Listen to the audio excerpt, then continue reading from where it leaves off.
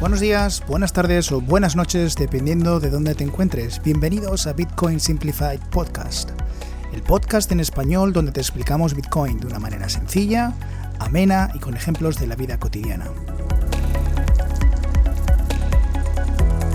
Soy divulgador Bitcoin y este podcast está disponible en las típicas plataformas de podcast, incluidas en YouTube, la cual te recomiendo puesto que apoyamos el audio con contenido visual.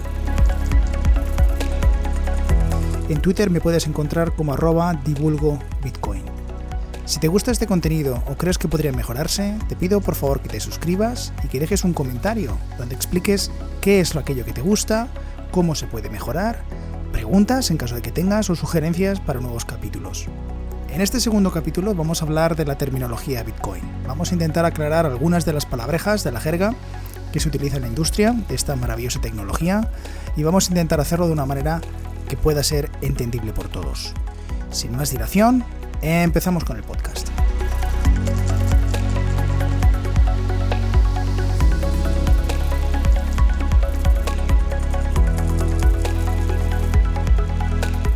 En este segundo capítulo vamos a hablar de la terminología Bitcoin.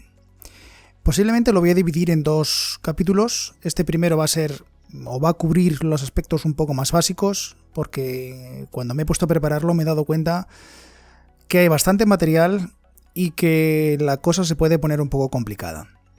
Vamos a empezar por los términos un poco más básicos y vamos a ir aumentando la complejidad. La primera palabra que quiero aclarar es el término Bitcoin como tal. Por Bitcoin entendemos varias cosas. Por un lado, lo que prácticamente todo el mundo conoce, que es el nombre de la moneda. Asimismo decimos que tenemos o que hemos enviado un Bitcoin, o 2 Bitcoin, o 50 Bitcoin. Y digo Bitcoin, no Bitcoins, sin S, porque Bitcoin, para algunos puristas, y me gusta a mí esa definición, es una palabra que ya implica plural en sí misma.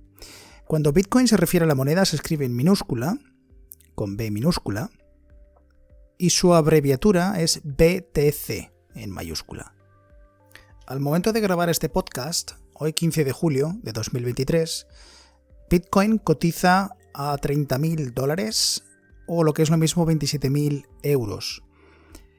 Como os podéis imaginar, transferir un Bitcoin es una cantidad de dinero importante. Por tanto, su creador entendió que había que hacer decimales de Bitcoin y el decimal más pequeño que podemos tener actualmente es un Satoshi. Se llama Satoshi y corresponde a una 100.000.000ª parte de un Bitcoin.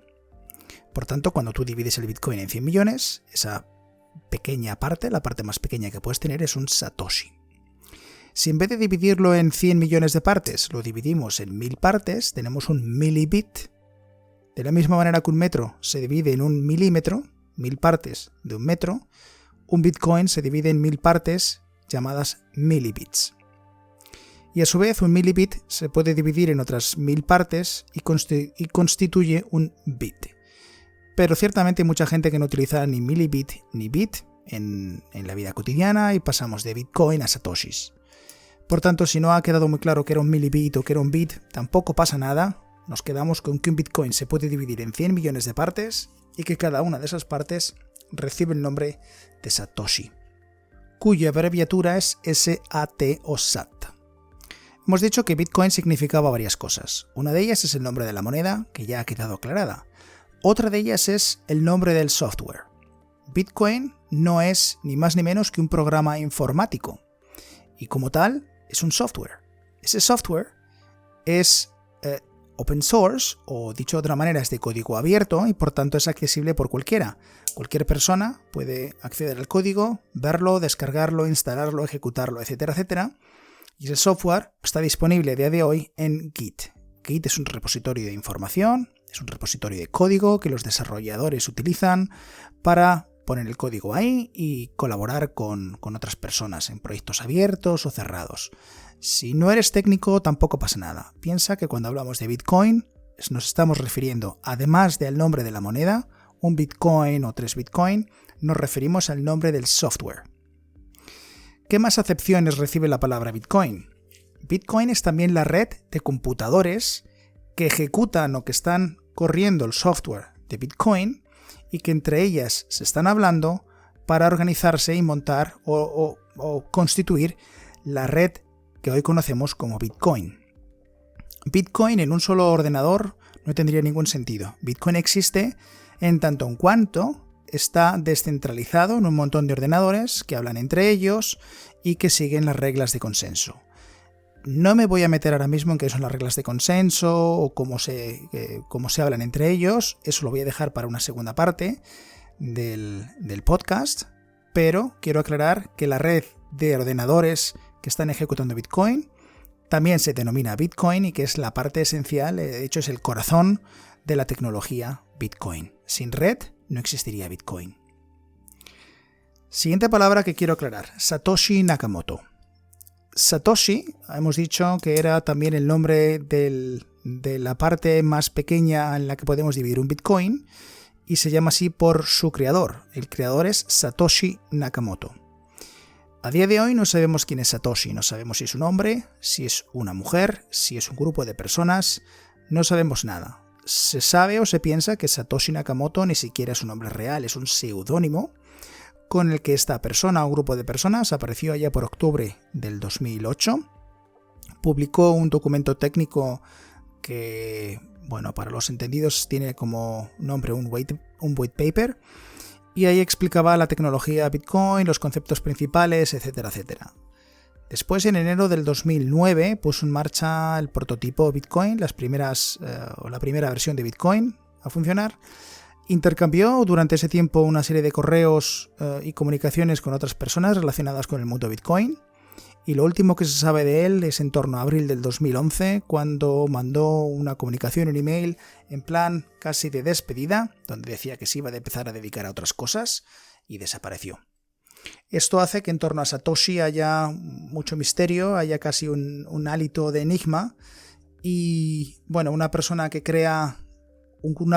grupo de personas que crea una tecnología tan sumamente revolucionaria y que no se sepa quién es, aparezca de la nada, contribuya a ponerlo en marcha y desaparezca prácticamente igual que apareció, pues es bastante enigmático. Y para algunas personas también da a pensar, o para algunas personas le dan un aire casi profético a Satoshi Nakamoto. Quizás esté vivo, quizás esté muerto, quizás sea cualquiera de los desarrolladores que actualmente trabajan con su nombre real, no se sabe. Tercera palabra, Fiat. Fiat se escribe como la marca de coches, F-I-A-T. Fiat hace referencia al dinero que conocemos hoy en día, al euro, al dólar, o a la libra, o a la lira, o a la moneda que consideremos. Fiat es una locución latina que viene a traducirse como así sea. O dicho de otro modo, es un dinero por decreto. ¿A qué nos referimos con dinero por decreto? Vamos a explicar lo que sería un dinero no fiat. Cuando el dinero estaba respaldado por el oro, cuando las monedas estaban hechas de oro o de cualquier otro material precioso, el propio material del que estaba hecha o construida la moneda tenía un valor intrínseco. La moneda valía en tanto en cuanto el material de la que estaba hecho tenía un valor para nosotros. Después, cuando se inventaron los billetes, que los billetes no están hechos de ningún material, lo que se hizo fue establecer una paridad entre un cierto billete, un tipo de billete y una cantidad cierta de oro o cualquier otro material precioso. Por tanto, un billete de, supongamos, 10 euros equivale a una cantidad X de oro. Si un gobierno necesita aumentar su masa monetaria y generar más dinero, tiene que producir más oro, tiene que tener más oro, porque hay una paridad 1 a 1 entre el dinero y el oro. Pues bien, esto, que era así en el pasado, en 1971, desapareció porque el presidente americano Nixon destruyó o decretó la eliminación de esta paridad entre el dinero y el oro, y por tanto el dinero pasó a ser dinero fiat, es decir, el dinero vale porque lo digo yo, o porque lo dice la institución, o porque lo dicen los gobiernos. No hay paridad con el euro. ¿Qué ventaja supuso eso para los gobiernos? Pues una ventaja increíble, y es que pueden imprimir tantísimo dinero como quieran, puesto que no tienen que aportar el correspondiente oro o ningún otro tipo de garantía. Por tanto, cuando los gobiernos actualmente tienen crisis, pasan dificultades, simplemente amasan más dinero, producen más dinero, imprimen más dinero, que para ellos está muy bien, porque tienen más dinero para pagar aquello que quieran pagar, pero para el ciudadano medio eso se traduce en una inflación. Y esa inflación se sabe que es el impuesto de los pobres, es un impuesto secreto, y se dice de los pobres porque a quien más afecta es a aquellos que tienen menos dinero y que hace que el dinero pierda su poder adquisitivo. Hablaremos en otro podcast de lo que es la inflación, de cómo se produce, etcétera, etcétera. Lo importante es que sepamos que el dinero fiat es el dinero que utilizamos hoy en día y que no está respaldado por el oro. La cuarta palabra que quiero aclarar es descentralización. Esta palabra se define en contraposición con los sistemas actuales, que son sistemas centralizados, y se les llama centralizados puesto que están gobernados por una institución, el Banco de España, el Banco de la Reserva Federal, el Banco Central Europeo, etcétera, etcétera. Por los gobiernos, por los burócratas, siempre hay un punto central. Cuando una persona hace una transferencia de dinero, normalmente acude a su banco, que sería el sistema centralizado, donde o el cual es capaz de hacer la transferencia, transmitir ese dinero a una tercera persona. En el caso de Bitcoin no existe esa institución, no hay un sistema central, hay un grupo de nodos, todos ellos ejecutando Bitcoin y funcionando en una red, como he comentado al principio. Ninguno de esos nodos es más importante que los otros y por tanto es totalmente descentralizado. Si alguien quiere parar Bitcoin, no hay ningún sitio al que acudir, no hay ningún nodo al que ir, porque todos tienen la misma funcionalidad. Por eso se llama descentralizado. Creo que si podemos poner algún ejemplo con la vida real sería algo así como el movimiento aleatorio que hacen los pájaros cuando vuelan. Algunos habréis visto, muchos habréis visto que en el cielo a veces hay bandadas de pájaros que forman formas de flechas y nadie sabe muy bien quién tiene la voz cantante. Se van turnando, van girando, van cambiando de dirección y es como si de repente pues todos vayan obedeciendo a ciertas leyes, ciertas reglas y nadie tiene el control exacto de qué está ocurriendo. No sé si es un buen ejemplo o no, pero es un ejemplo que se me ocurre en la naturaleza de cómo un sistema descentralizado puede funcionar y funciona muy bien. Si alguien quisiera forzar a los pájaros a utilizar otro tipo de alternativa, otra vía o hicieran otro tipo de movimiento, ¿a qué pájaro hay que acudir si nadie lleva la voz cantante? Bueno, no sé si el ejemplo es bueno. La siguiente palabra es peer-to-peer. Peer-to-peer básicamente lo que significa es de persona a persona y está muy ligada a la descentralización. Repito que cuando dos personas hoy en día tienen que transferirse valor, si no lo hacen con dinero metálico, si no lo hacen con cash, tienen que acudir al sistema centralizado, a los correspondientes bancos, y pedir a los bancos que hagan la transferencia. Estos bancos se ponen de acuerdo entre ellos, a uno les ponen un menos, al otro le ponen un más y la transferencia está hecha. Por tanto, para transferir dinero necesitamos hoy en día ir a este sistema centralizado. No sería peer-to-peer. Sin embargo, con Bitcoin el objetivo es todo lo contrario, es que de persona a persona, sin que nadie esté metido en el medio, simplemente utilizando un nodo, utilizando una wallet, que ya explicaré lo que es, se puedan transferir dinero de una persona a otra persona y que no haya nadie en el medio dando fe de que esa transacción ha ocurrido, dándole viabilidad o simplemente validando que tú tienes fondos para poder hacer esa transferencia. Ya lo hace Bitcoin por ti. Está escrito en el código. Otra palabra que se oye mucho son los exchange o las casas de cambio. Esta palabra genera también mucha confusión, pero en realidad es lo mismo que el exchange al que uno acude cuando viaja fuera de Europa y necesita cambiar dinero. ¿Cómo consigue $1? Pues hay básicamente dos maneras. O trabaja por conseguirlos y se los gana, o va a una casa de cambio y transforma X cantidad de tu moneda natural, de tu euro, por ejemplo, en dólares. Vas a una casa de cambio a que ellos les pagas 100 euros y te devuelven lo correspondiente en dólares. Con Bitcoin pasa exactamente lo mismo. O ganas el Bitcoin porque alguien te lo paga en contraprestación a un servicio o producto que estás haciendo o vendiendo, o si no lo ganas, lo puedes intercambiar, lo puedes cambiar por monedas, por tu euro. Los exchange más conocidos son Coinbase, KuCoin, Kraken, Binance.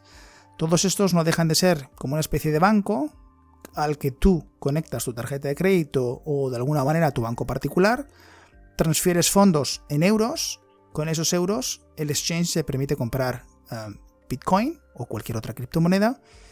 Y cuando quieres hacer la operación inversa, igual, vendes Bitcoin, los transformas en euros o dólares o tu moneda local y de ahí lo puedes volver a transformar o volver a llevar a tu banco original. Eso es un exchange, no hay más que eso.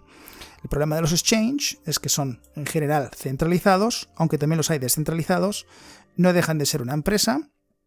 Esa empresa es un target, es un objetivo para posibles ataques informáticos, puesto que contiene el dinero de las personas.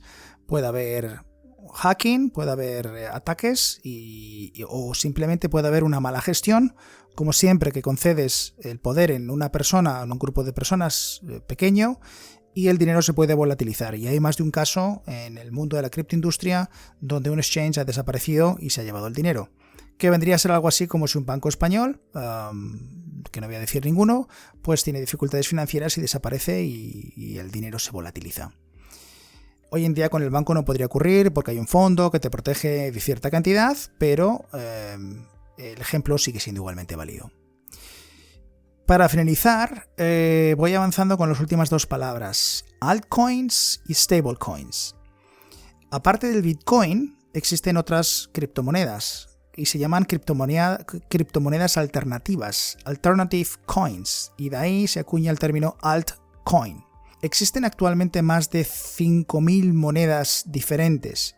Esto para el que se acerca por primera vez a las criptomonedas le chirría la cabeza y empieza a pensar que esto es una broma. Entiendo que puede haber un Bitcoin, pero 5.000 monedas diferentes es una broma. Y efectivamente existen muchísimas conocidas, por ejemplo, que yo pueda decir Litecoin, Bitcoin Cash, Bitcoin SV, Ether, Zcash, Monero y muchas otras.